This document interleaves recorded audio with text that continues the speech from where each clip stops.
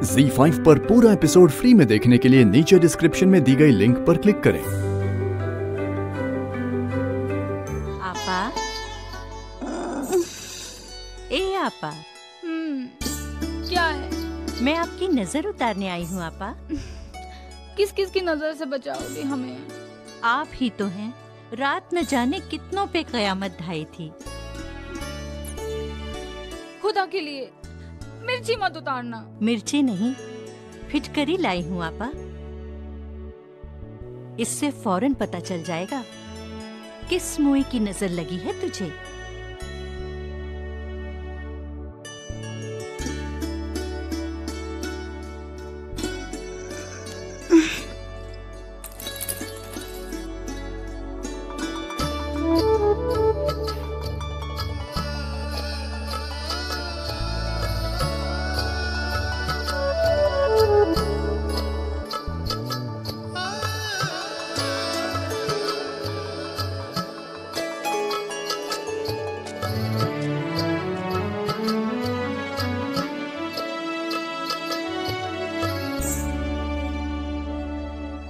मैंने कहा था ना, कोई मर्दानी शक्ल दिखती है।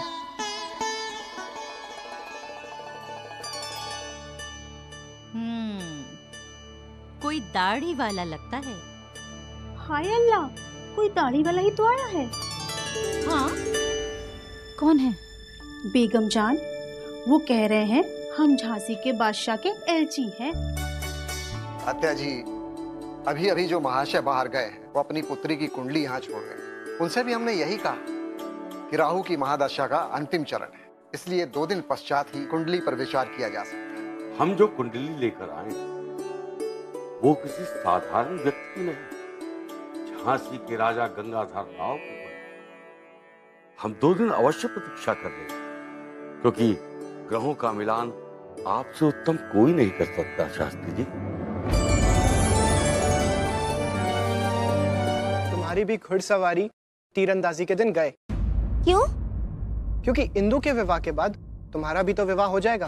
मैं ऐसी जगह विवाह थोड़ी ना करूंगी जहाँ मुझे घुड़सवारी और तीरंदाजी करने ना मिले। क्या कहा उन्होंने? एक बादशाह अपनी दौलत और ताकत के नशे में मोती बाई के मुजरे खरीद सकता है, उसे छीन भी सकता है, लेकिन मोती बाई का फन किसी की जागीर नहीं।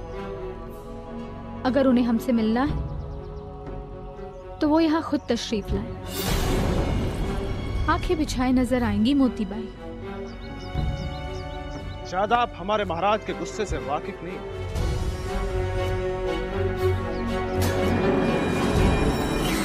खुदा हाफिज।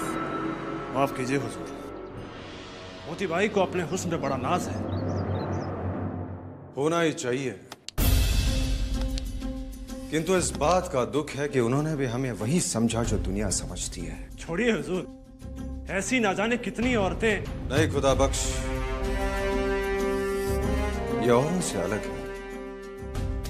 कल आप सबकी नजरें मोती बाई पर थी, किंतु मुझे इनमें विराजमान साक्षात सरस्वती दिखाई दे रही थी। सुभान अल्लाह, तोहफा लौटाने के बाद भी आप उसकी तारीफ कर रहे हैं। उन्होंने झांसी के राजा का उपहार स्वीकार नहीं किया। माफ कीजिए हुजूर, ये तो तौहीन है। तुम जा सकते हो खुदा बख्श। चैतन्य, राहु और केतु को छोड़कर सारे ग्रह तेजस्वी हैं। गुरुदेव, तनिक ये कुंडली भी देखें। ये किसकी कुंडली? विठुर के मोरोपंत की बेटी। अरे कहाँ राजा भोज, कहाँ गंगू तेली। ये मोरोपंत तो पूना के निर्वासित पेशवा बाजीराव का मामूली सा नौकर है। प्रणाम शास्त्री जी। प्रणाम। आइए आइए दीक्षित जी। कहिए शास्त्री जी, हम समय पर आ गए ना? हाँ तात्या जी, आप आ तो समय पर गए, परंतु सेवक ने महाराज की कुंडली को ध्यान से देखा है। महाराज की कुंडली में 7वें भाव में मंगल और शुक्र के साथ साथ शनि भी यौवन अवस्था में विराजमान। अब ऐसे ग्रहों के योग की कुंडली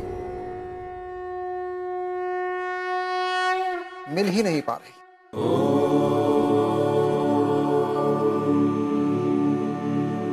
श्रीमान नीलकंठ शास्त्री जी, हमें तो आप ही की आस है। तात्या जी, ऐसी स्थिति में तो बस एक ही विकल्प दिखाई दे रहा। कहिए शास्त्री जी। बिठुर के प्रकांड पंडित वादरायन की पुत्री, कन्या का नाम शायद वैशाली। झांसी का राजा अपने दिल की भड़ास निकाल चुका है मोहतरमा। इस समय कला का साधक एक बेमिसाल फनकार से मिलने की आस लेकर आया है। सहनसीब कनीज को इस लायक तो समझा।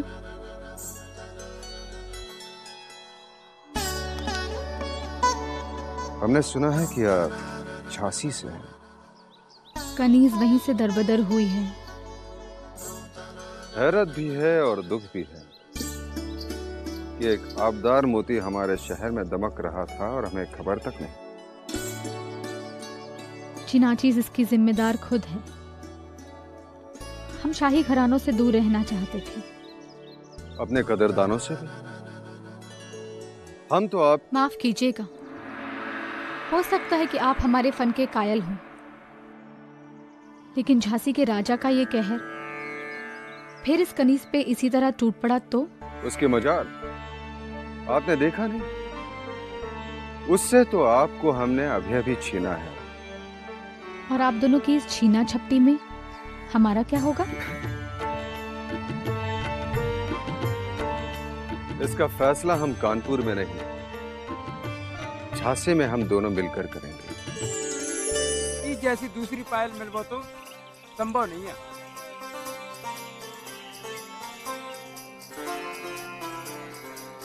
इंदु प्राची, वो देखो, वो रे नाना भाऊ। नाना भाऊ, वो आपके हाथ में क्या है? कुछ नहीं है, कुछ भी तो नहीं है। है दिखाओ दिखाओ। कुछ भी तो नहीं है। अरे अरे, ये तो पायल। नाना भाऊ, ये हमारे लिए है ना? नहीं नहीं नाना भाऊ, ये तो हमारे लिए है ना? हाँ, तुम्हारे लिए।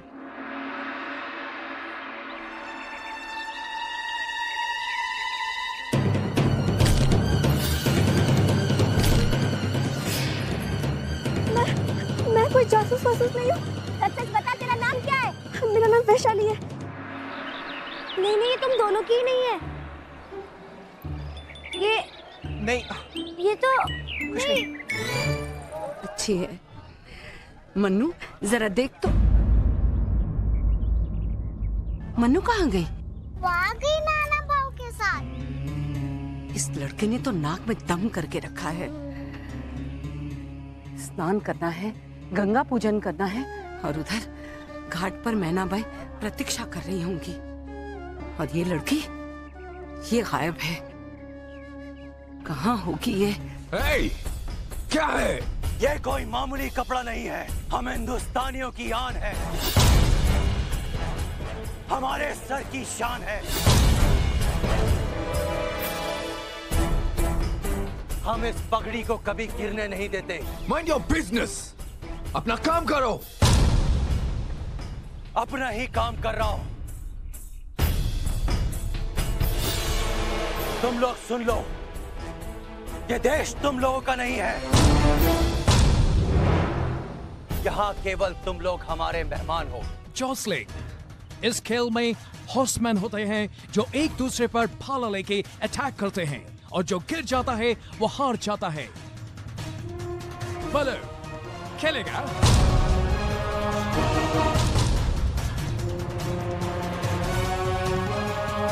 मुझे मंजूर है, लेकिन अगर मैं जीत गया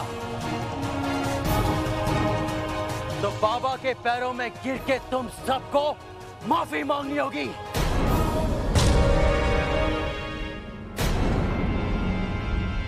और उनकी ये पगड़ी इज्जत से उनके सर पे रखनी होगी। मंजूर है? बोलो। और अगर हम जीता तो तुमको हमारा बूट चाटना पड़ेगा। एक फिरंगी। अल्लाहू अकबर। ZEE5 पर पूरा एपिसोड फ्री में देखने के लिए नीचे डिस्क्रिप्शन में दी गई लिंक पर क्लिक करें।